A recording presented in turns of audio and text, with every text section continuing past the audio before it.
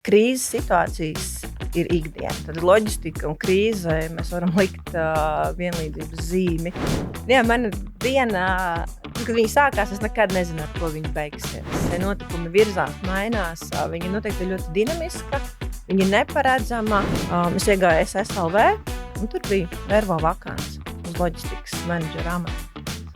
Nebija variantu, riskēšu. Pirms tam es zināju, kā piegādā ūdeni, vai kā izskatās palete, vai kaut ko līdzīgi, es biju redzējis pūras ceļa. Un aiziet uz darba interviju, uzņēma vadītājs jau pirmajās minūtēs teica, vai maucam. Man bija tā, kas, ko? Es biju reāli šokā par to, jo man ambīcijas bija un joprojām ir lielas, bet zināšanas un pieredze loģistikā man nebija. Bet uzņēma vadītājs saredzēja to potenciālu. Es neredzu daudz sievietes, un es gribētu redzēt, bet es arī saprotu, kāpēc viņas nav. Laipni lūgti loģistika bez filtra. Vervo sarunu ciklā, kur mēs atklājam loģistiku tādu, kāda tā patiesībā ir. Vervo kopš 2008. gada nodrošina starptautiskos un vietējos pārvadājumus ar pilnu servisu, bet šeit mēs rādām to, kas parasti paliek aizkadros – cilvēkus, viņu lēmumus un izaicinājumus. Pirmais Latvijas loģistikas podcasts, kurā cilvēki un stāsti ir svarīgāki par cipariem.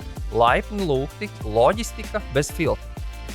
Esiet sveicināti, mēs tiekamies podcastu serijā Loģistika bez filtra, un šodien mana saruna biedre ir Vita, Vervo loģistikas departamenta vadītāja, un Vita, tiešām prieks ar tevi tikties šādā formātā un parunāt par loģistiku un arī par sieviešu lomu loģistikā, kas ir noteikti ļoti svarīga.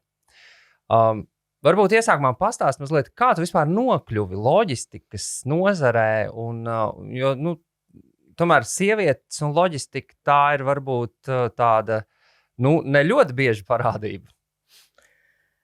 Čau. Jā, es piekrītu, ka sieviete un loģistika daudziem šķiet tādas nesavienojamas lietas. Man stāsts vispār aizsākās jau 16 gadu atpakaļ. Neapzināti. Es biju šķīrusies, parādos līdz ausīm ar mazu bērnu, diezgan tādā krīzes situācijā. Es iegāju SSLV, un tur bija vervo vakants uz loģistikas menedžera amatu. Nebija variantu, riskēšu. Pirms tam es zināju, kā piegādā ūdeni, vai kā izskatās palete, vai kaut ko līdzīgi, es biju redzējis pūras ceļa. Un aiziet uz darba interviju, uzņēma vadītājs jau pirmajās minūtēs teica, vai maucam. Man bija tā, kas, ko? Es biju reāli šokā par to, jo man ambīcijas bija un joprojām ir lielas, bet zināšanas un pieredze loģistikā man nebija. Bet uzņēma vadītājs saredzēja to potenciālu. Un es atceros, ļoti svarīgi tajā brīdī bija nopelnīt, ja nemaldos, 600 latus, jo tas bija tas minimums, ar ko man bija jāizdzīvo. Es tajā laikā dzīvoju Jelgavā, ceļš un vispārēji izdevumi. Un tad es trīcošām kājām teicu uzņēma vadītājiem, ok, mēģinam. Un tā sākās virpuls no jau griežos 16. gadu. Kas tev pašu pamudināja tieši startēt loģistikas nozarē, jo es pieņemu, ka tas jau nebija vienīgais sludinājums, vai ne? Un ko tu biji vispār darījusi iepriekš? Kas ir tas tavs stāsts, no kuras jomas tu nāc? Iepriekš es biju meklējumos sevis, es biju sekretāre, es biju pārdošanas vadītājs, es strādāju bērnu veiklā par pārdevēju, un man šķiet, ka tā pārdošana bija tas, kas uzrunāja, jo arī loģistika ir sava veida pārdošana. Tev ir jāpārdod šis pakalpojums, un man tas padevās labi, man izglītība ir sabiedriskajās attiecībās, grāds bakalaura, runāt es protu, un kāpēc ne? Un no visām tām iespējām tieši loģistika un vervo bija tas, kas tev uzrunāja un arī notika, varētu teikt, šī savstarpējā ķīmija. Vai tu jūti, ka joprojām tā ķīmija ir arī pēc šiem 16 gadiem? Jā, tas ir, jo es pat neizskatīju toreiz citas opcijas. Es atvēru sludinājumu un es varbūt maldos, bet es neredzēju citu uzņēmumu vakanci. Līdz ar to es uzskatu, tas bija mans liktenis. Un vēl joprojām man taureņi ir vēderā pārstāvot šo uzņēmumu un darot to darbu ikdienā, ko es daru. Kad tu sāki savu darbu, kas tev šķiet visgrūtākais? Un vispār varbūt arī mazliet ieskicē, tiem varbūt, kas ar loģistiku nav tik ļoti daudz saskārušies, vai tieši otrādi ir saskārušies no savas skatu punkta. Kas tev šķiet visgrūtākais šajā nozarē? Noteikti sevis disciplinēšana, jo informācijas apjoms ir milzīgs, kas ir jāpatur galvā. Krīzes situācijas ir ikdiena. Tad loģistika un krīze mēs varam likt vienlīdzības zīmi, stresa noturība. Un tie arī bija man lielākie izaicinājumi, esot vientuļai mammai uz to brīdi. Tikt galā ar visu šo apjomu, kas tev ir jāpatur galvā, jābūt precīzai, ātrai, ieturētai savās visās sajūtās un emocijās. Un tie bija izaicinājumi, ar ko es cīnījos katru dienu. Un kā tu ar to tiki galā? Vai tev bija kaut kādas receptes un joprojām ir receptes? Tas, man liekas, arī būtu interesanti saprast. Kā tad tik galā ar šiem izaicinājumiem, kā tik galā ar lielu darba apjomu, ar stresu, ar to, ka viss ir jāpaspēj un jābūt precīzam? Tas nāk ar laiku. Katru dienu tu mācies. Es vēl joprojām mācos. Esot jau 16. gadu loģistikā, ir lietas, ko es vēl joprojām mācos. Un tad šī katra pavadītā diena, es vakarā vai no rīta izanalizēju un saprotu, tad ja es būtu darījis tā, varbūt rezultāts būtu bijis labāks. Pat nevis varbūt, bet viņš būtu bijis labāk. Un tad no šīm savām mazajām kļūdām, arī lielās gadījās, protams, tad man bija tas veiksmes tas, ka es mācījos, paldies Dievam, no savām kļūdām, nevis no citu kļūdām.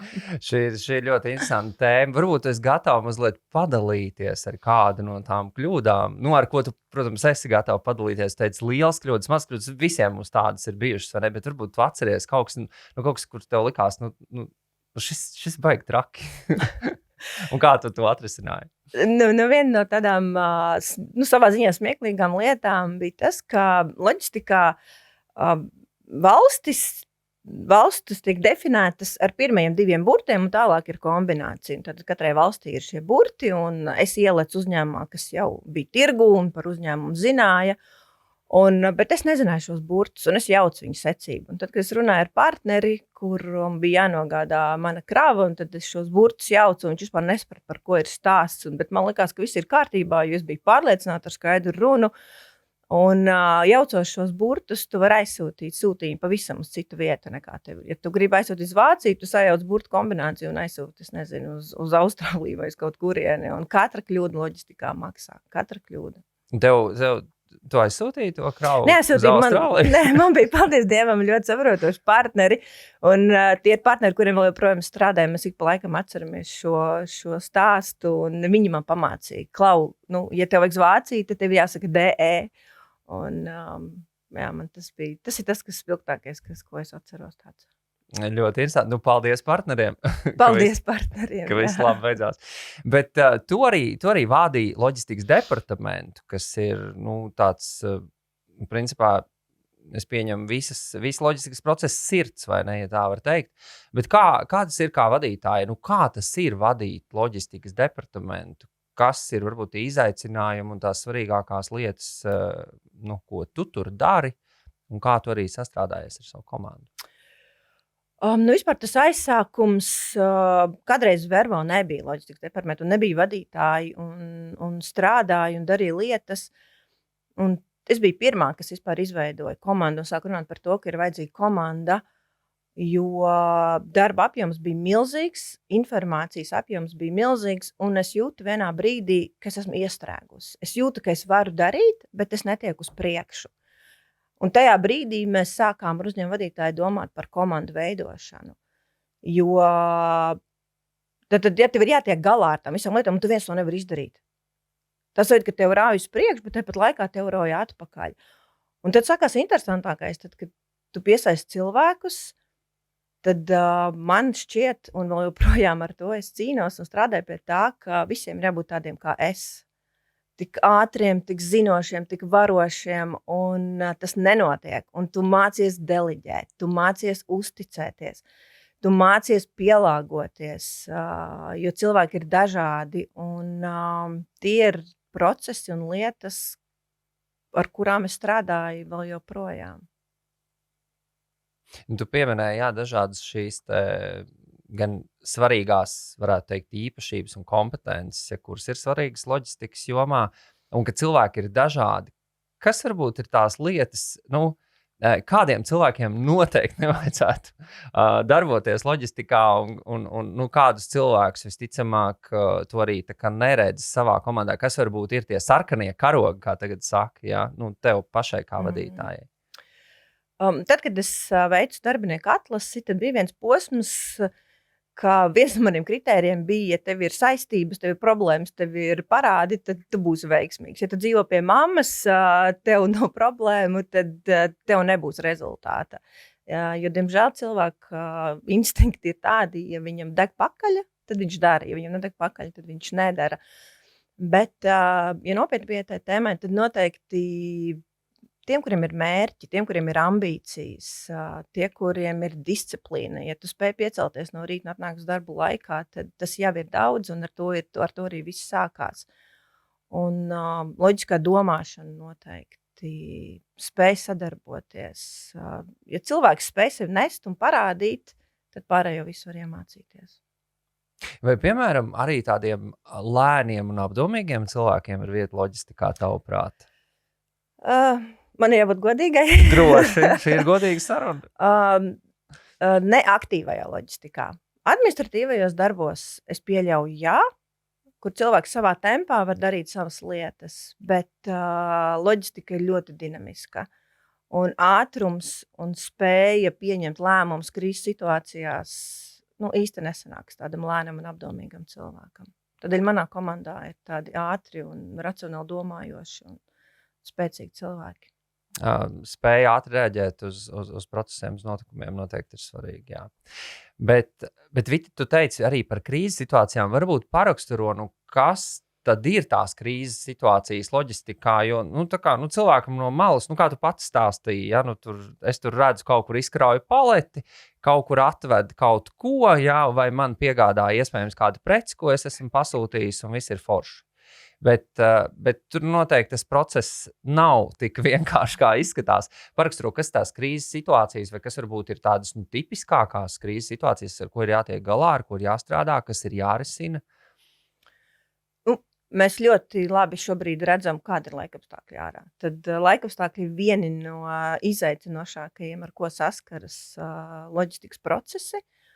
Un bieži vien klientiem nav izpratnes, ko nozīmē iebraukt 13 vai 17 metru sastāvam viņa pagalmā, jo es taču ar savu džipu tur varu iebraukt.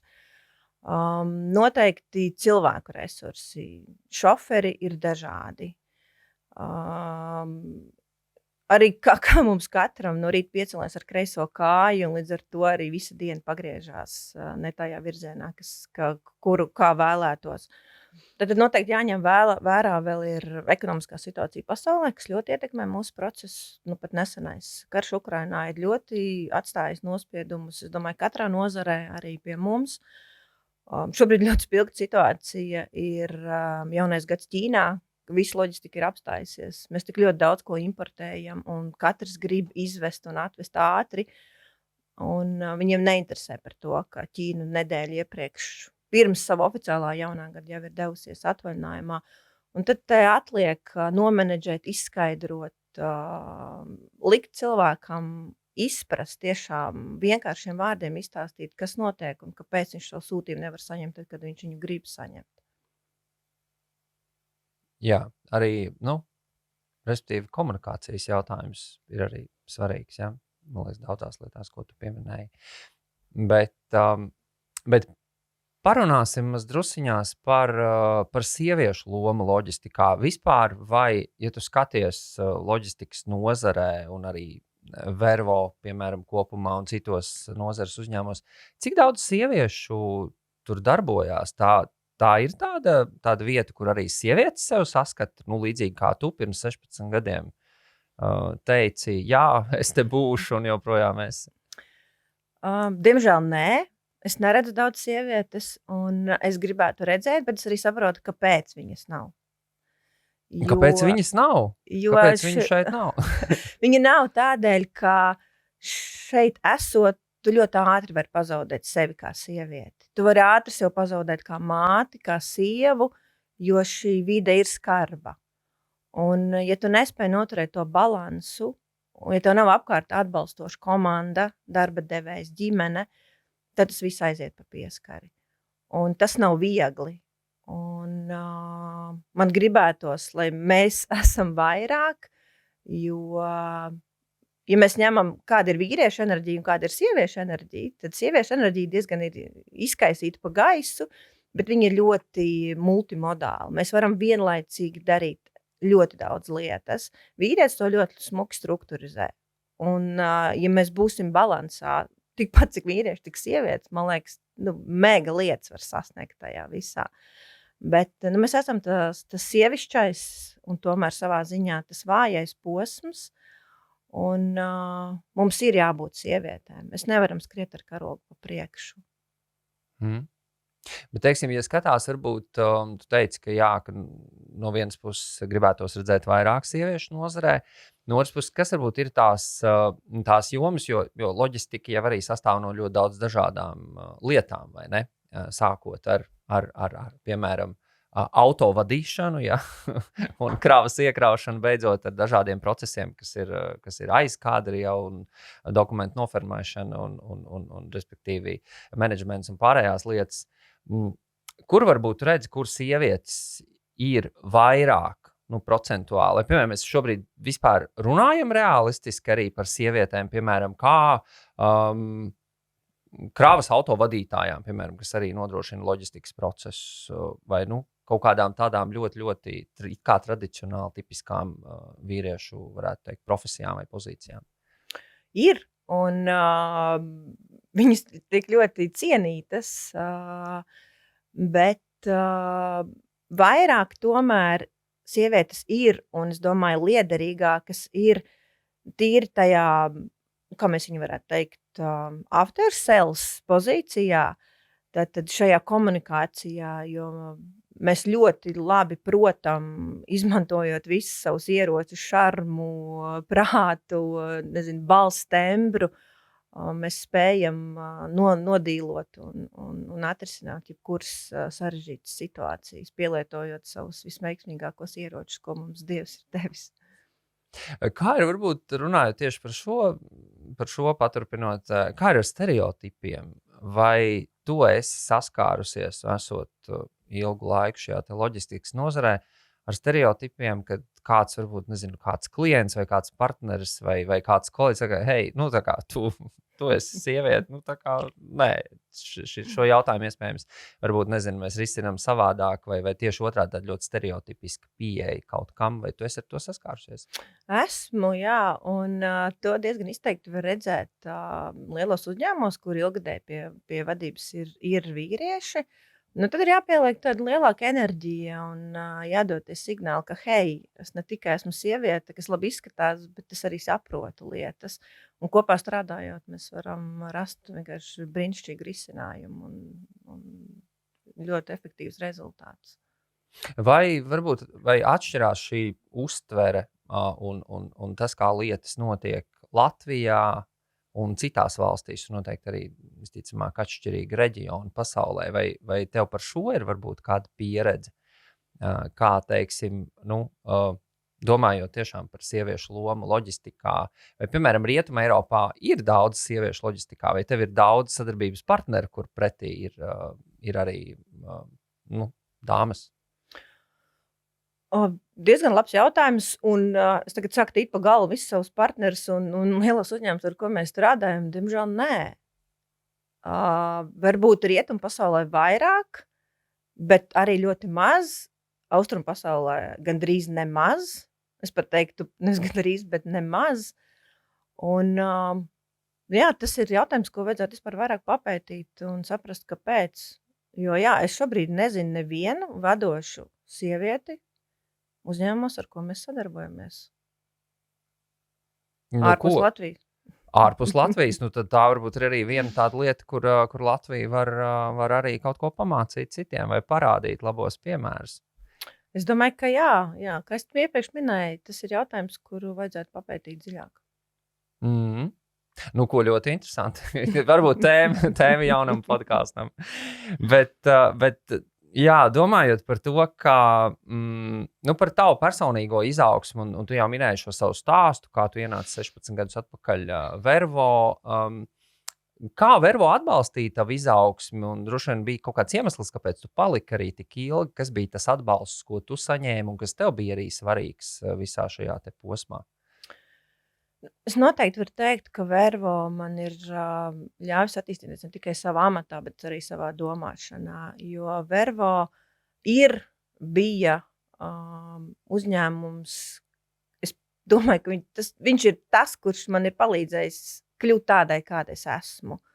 Man vienmēr ir blakus bijis uzņēmuma vadītājs, un neskatoties to, ka uzņēmums ir ļoti audzis, viņš vēl joprojām ir blakus. Jautājumi tiek risināti uzreiz. Man vienmēr ir iespēja saņemt šo cilvēcīgo atbalstu, nevis sarakstoties caur ēpastiem, bet aiziet uz pārunu telpu, hei, ejam parunāt, man ir grūti, vai kā tu domā, man būtu vajadzīgs, kā vajadzētu risināt šo situāciju. Un jā, noteikti Vervo man ir mācījis un attīstījis manas līderības prasmes, manas zināšanas loģistikā.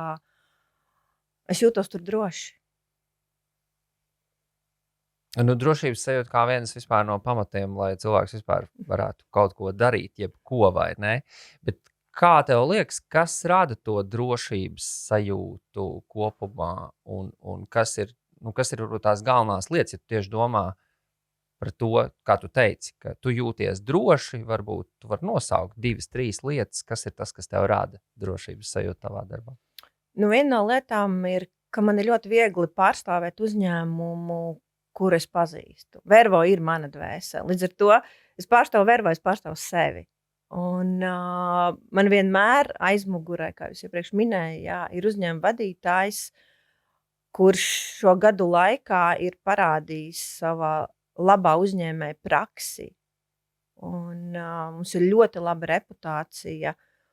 Man vienmēr ir alga samaksāta laikā, kas ir diezgan svarīgs faktors tajā visā. Un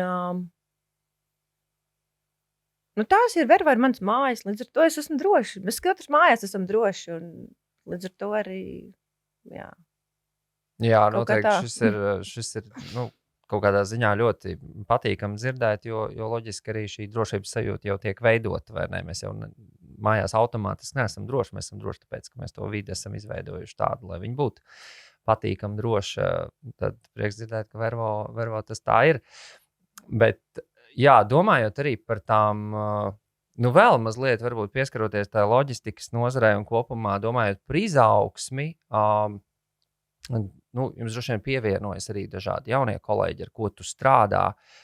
Mēs mazliet parunājām par tām kompetencēm un īpašībām, bet varbūt mazrusiņās mēs varam parunāt par to realitāti. Kā tad ir, ko tu redzi, varbūt, kas ir tie problemātiskie momenti, kad jaunie kolēģi atnāk, kas ir tas varbūt iespējams, varbūt viņi ir studējuši loģistiku, varbūt kāds nāk no citām nozarēm, bet par kompetencēm, ko tu redzi, kas visvairāk varbūt šobrīd tā kā pietrūkst, vai kas ir tas, ko skolā nemāca, kā mēs reizēm sakām, bet kas ļoti, ļoti svarīgs šai nozarei. Varbūt paraksturo mazliet kā. Tā ir tāda man sāpīga tēma, jo Vervo uzņēmums ir ļoti atvērts jaunajiem censoņiem. Mēs nodrošinām praktikantiem darba vietas, prakses vietas. Mums ir veiksmīgi stāsti, ka praktikants ir kļuvis arī par mūsu darbinieku. Bet man ļoti gribētos, lai izglītības iestāde, kura māca loģistiku, un kur tev ir iespēja iegūt izglītību loģistikā, lai tomēr pieskartos tai praktiskai pusē. Jo atnākot šie bakalaura grādi, mums tā izpratne par reāliem procesiem ļoti atšķiras no tās teorētiskās bāzes, kas viņiem ir iedota. Un tad viens no tiem maniem ieteikumiem būtu piesaistīt šos speciālistus no praktiskās nozares, un tad arī šiem jaunajiem cilvēkiem būtu skaidrs, kā ne tikai bildēs izskatās kravas mašīna, jā, ar vilcēju un piekabi, bet arī kā tas izskatās dabā, ko viņi var izdarīt, kur viņi var iebraukt iepriekš, par ko mēs runājām. Jo tiem bērniem un jauniešiem nav skaidrs, kā tas notiek dzīvē. Varbūt tu vari paraksturot, piemēram, savu darba dienu, lai varbūt ir skaidrāk, pieņemsim, noraksturo vienu kaut kādu tipisku darba dienu, ko tu dari. Sākot no rīta, ierodoties darbā, beidzot iespējams, kā tā beidzās. Protams, loģiski skaidrs, iespējams, ka darbdiena ir savādāk, bet mazliet iedod ieskatu, lai varbūt mums ir arī tāds ieskats tajā loģistikas, tajā īstajā pasaulē, ja, kā tu arī minēji. Jā, mana diena, tad, kad viņi sākās, es nekad nezinu, ar ko viņi beigsies. Ja tie notikumi virzās, mainās, viņi noteikti ir ļoti dinamiska, viņi ir neparedzama. Es darbā cenšos būt maksimāli agri, jo man patīk būt vienmēr vienu soli priekšā klientam. Līdz ar to tad man ir jābūt gatavai. Klients saka darbu 9, tad man ir jābūt gatavai nedaudz pirms 9. Attiecīgi tas pats notiek arī vakarā. Man patīk uzkavēties ilgāk, jo tad var sakārtot prātu un lietas uz savu darba galdu, kas tev pa dienu ir noticis. Bet, protams, ja atnākot no rīta, es vienmēr izdaru kafiju. Es parunāju ar savu komandu, kā viņiem ir gājis, kā viņi jūtās. Bet bieži vien arī šī saruna izpaliek, jo rīts jau ir sācies. Mans telefons sāk zvanīt bieži vien 7, 7:30 ar problēmu. Ko tev tur saka tajā telefonā? Saka, kur ir mana krāva? Man bija jābūt 7 no rīta piegādāji, kur ir mana krāva. Vai arī šoferis saka, es esmu ieslīdējis grāvī, es nekur nebūšu. Un tad tu sāc domāt, tagad tā, tu esi halātā, mājās vēl joprojām, tev ir jānomenedžē lietas, kas ir mājās, bet tev jau ir jāpārslēdzās uz savu loģistikas profesiju. Bet tajos brīžos, jau es protu ieelpot un izelpot, izanalizēt, tad, ko es varu darīt tagad, ko es varu izdarīt, aizbraucot līdz birojām un prioritizēt tās lietas un secīgi pēc tam viņas arī risināt. Atbraucot darbu, nodeleģējot uzreiz, tad tur Kaspar, tu darīsi šito, Ilona, tu darīsi šito, un vai izdaram šito, saņemamies visi un atrisinam.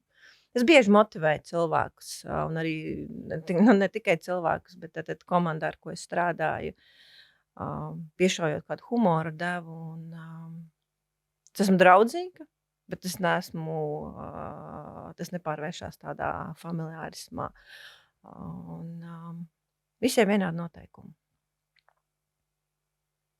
Jā. Paturpināsim to sarunu. Tātad 7:30 zvana telefons. Jā, es aizbaldēju no savu grafiku. Jā, precīzi. Tad, pieņemsim, ir kaut kāda problēma, vai varbūt ir kāds rīts, kad nav problēma, un kas varbūt notiek tālāk? Tu izdari kafiju, tu parunā ar savu komandu, bet kas ir tās lietas tiešām, ko tu dari dienas laikā? Tu zvani sadarbības partneriem, tu skaties, kā kaut kādu kravu nosūtīt, tu meklē jaunus klientus, paraksturo varbūt mazliet šo? Man ir tā, ka es daru to, ko es prasu no citiem. Un tad citi dara to, ko viņi sagaida no manis. Līdz ar to tad, man ir jāredz tā kopaina un jāspēj ielikt jebkuros procesos. Ir dienas, kad es seiloju, es zvanu jauniem klientiem. Ir dienas, ka es meklēju visvienkāršākos risinājumus, ko dara jebkurš cits manā komandā, jo man ir svarīgi šīs zināšanas un šīs prasmes un visu laiku būt vienā līmenī. Man ir jābūt iekšā tajos pašos procesos, kuros ir mana komanda, lai es jebkurā brīdī varētu pieslēgties un rast risinājumu kaut kādā situācijā, ar ko nevajadzētu, ar ko kāds nevar tikt galā. Saglabāt mieru. Līdz ar to tad, tā ikdiena ir iepriekšējās dienas pārskats, kādas darbības ir jāveic, lai mēs sasniegtu mērķi, cik tuvu mēs esam mērķim, kādam uzšaut pa pakaļ, vai saņemies tur bišķi iebremzē, vai hei, tu vari izdarīt kaut ko savādāk. Līdz ko tu redz bildi un var izdarīt jebkuru lietu, ko tu prasi no kāda cita, tad tas viss ir ļoti veiksmīgi. Bieži vien 6 es nekur nevaru aiziet, jo vēl joprojām tur risina lietas. Un es daru un, respektīvi varbūt nedaru. Ja es kaut ko iesāku, es vienmēr arī pabeigšu. Es viņu nekad neuzlikšu kādam citam tagad, tāpēc, ka man ir jāiet, vai man tur bērnam jābrauc pakaļ. Starp citu par bērnu runājot, aizsākot pašos Vervo aizsākumos, man bija vairākas reizes, kad es savu bērnu aizmirsu bērnu dārzā. Briesmīgi. Un tas savalkās kopā arī, ko es teicu, arī par sievieti, par māti. Tas pazūd. To ir tik ļoti grūti nokontrolēt, jo tā vide ir tik dinamiska un tev risinājums ir jāatrod uzreiz. Tu nevari atstāt līdz nākamajam rītam. Un man ir bijis, ka man bērnu dārza audzinātājs zvana, vai iemīl mamma, un tad es saprotu, ir sūdi. Es esmu Rīgā, birojā, un mans bērns ir Jelgavā bērnu dārzā. Tad tu pielieto savas prasmes, ko tu iegūsi loģistikā, ātri meklēt risinājumus, un tu norganizē kādu, kas aizbrauc pakaļ. Tā Un viss patiesībā ir sava kārtībā. veida loģistika, Jā, vai ne? tā ir tieši tā ir sava, tā ir loģistika. Jā, tu tieši paldies, ka tu padalījies ar šo tieši stāstu arī par to ikdienu un par dažādu veidu darbiem, kas tiek darīts. Tieši gribēju prasīt, cik vispār loģistikas nozare tavā pieredzē ir draudzīga tādai, jūs varat teikt, ģimenes dzīvei. Mēs jau gribam arī kaut kādā brīdī vienkārši tur mājās, savās drošajās mājās, padarīt kaut kādas lietas kopā ar ģimeni, iespējams, vai nezinu, paši kaut kā atslēgties, atpūsties vai kaut kur aizdoties. Cik tas tādā ikdienā ir iespējams? Un arī papildus jautājums, kas vispār notiek tajās sestdienās, svētdienās? Tad neviens nezvana, vai tad ir arī zvana no šīs pašas sērijas? Zvana, un tas ir lietas, ar kurām vēl joprojām es strādāju. Un paldies manai komandai un paldies manām deleģēšanas prasmēm, ka es spēju nodalīt un katram uzticēt savu darbiņu. Un ja katrs komandā izdara savu darbiņu, tad tās sestdienās, svētdienās mēs varam atpūsties. Bet, diemžēl, tā pieredze un tie gadījumi bieži vien ir tādi, ka kaut kas netiek izdarīts, un attiecīgi tev ir jāstrādā sestdien, un tev ir jāstrādā svētdien. Un paldies manai ģimenei, ka viņi ir saprotoši, jo automašīnas neapstājas braukt 5:00. Viņas neapstājas braukt sestdienās un neapstājas braukt svētdienā. Ejot kravām projām ārpus Eiropas, tur nāk klāt visas muitas procedūras. Muita strādā 24/7. Līdz ar to ir jāpieslēdzās. Bet, ja tu mīli un tu patīk tas, ko tu dari, man patīk arī tas sestdienas rītā pie tās savas kafijas kaut ko atrisināt, un klients pasaka, hei, Vīta, forši, paldies, mēs atrisinājām. Un process neapstājās.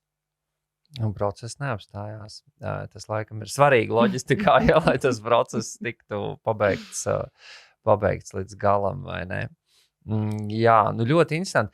Tad mēs jau pieskārāmies arī, un mēs diezgan daudz runājam par sieviešu lomu loģistikā, un varbūt mums tieši tagad kāds skatās, klausās, kāda sieviete, piemēram, un domā, vai man ir vieta loģistikā. Ko tu teiktu, vai kā tu pareizi, ko tu iedrošinātu arī citas sievietes darboties šajā nozarē?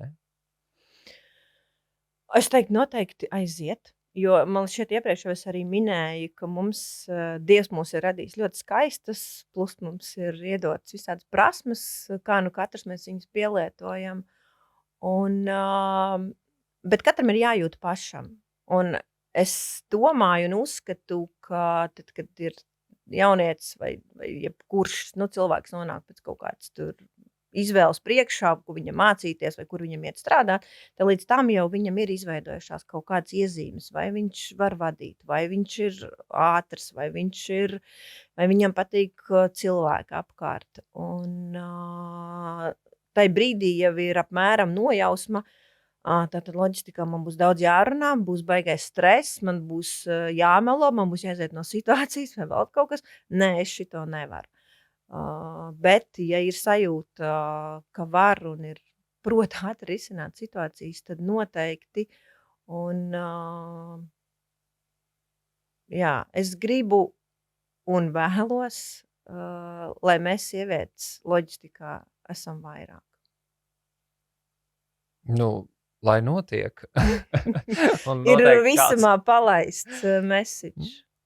Noteikti ļoti svarīgs arī ir piemērs un droši vien tavs stāsts un arī tāds iedrošinājums, jo dzīvie piemēri noteikti vienmēr uzrunā vislabāk.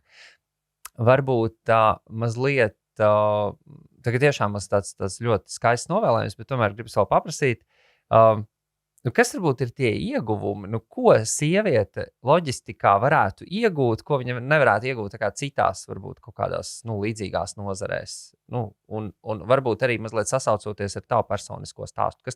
Vai tas ir atalgojums, piemēram, kas ir loģistikas nozarē augstāks nekā citās nozarēs, vai nevienmēr, vai tur drīzāk citi kaut kādi aspekti?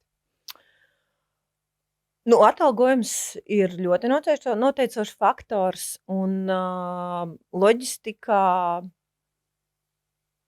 es domāju, ka man ir grūti spriest. Es nezinu, kas notiek citur. Es šeit esmu 16 gadus. Es zinu, ka cilvēki maina darba vietas, maina uzņēmumus arī loģistikā. Es pieļauju, ka atalgojums ir viens no tiem. Bet jā, šeit ir iespēja attīstīties, šeit ir iespēja nopelnīt, šeit ir iespēja sevi kā sievieti pierādīt sev un citiem. Hei, mēs varam tik tehniskā nozarē, ko visi uzskata par tādu vīriešu darbu, mēs varam to izdarīt. Noteikti mēs varam. Es domāju, vairāk pārfrāzējot tevi, bet tiešām paldies par šo iedrošinājumu. Varbūt, tā kā tuvojoties mūsu sarunas noslēgumam, gribas pavaicāt, ja tu atskaties tagad saviem 16 gadiem Vervo, kā tu redzi, pieņemsim nākamos 16, lai būtu 16 vismaz droši vien, un cerams, iespējams, ka vēl ilgāk, bet kā tu redzi nākamo posmu, un kas ir tas, ko tu sagaidi vispār no savu darbu tālāk, turpmāk uz priekšu? Es vispār sev nevaru iedomāties citā vietā kā Vervo, tāpēc es gribu būt šeit, es palikšu šeit, es došu citiem visu to, ko es zinu, un es vēlos uzbūvēt vai radīt, vēl daudz tādas vitas, jo man ļoti patīk mana versija. Es esmu veiksmīga, par to runā un ir redzami darbi, kas ir noticis, mani novērtē. Un es domāju, ka es varētu arī ar sirmu galvu organizēt kravas tikpat labi, un procesu kā es to esmu darījusi 16 gadus atpakaļ. Lai piepildās un lai notiek vislabākās lietas noteikti arī nākotnē, bet liels paldies pirmkārt, Vita, liels paldies tev par šo atklāto un tiešām interesanto sarunu. Mazliet loģistika, mēs parunājam par loģistiku no dažādiem aspektiem un tur noteikti es domāju, ka katrs no šīs sarunas var kaut ko arī paņemt sev. Bet dāmas un kungi, sekojiet līdzi arī mūsu nākamajām epizodēm, jo nākamajā epizodē mēs iepazīsim loģistikas filiāles vadības procesus no iekšpuses. Tā būs tāda saruna par to, kas tad notiek loģistikas uzņēmumā un kādi tad ir šie procesi un kādēļ tas viss ir svarīgi. Bet Vita, vēlreiz paldies tev un tiekamies. Paldies!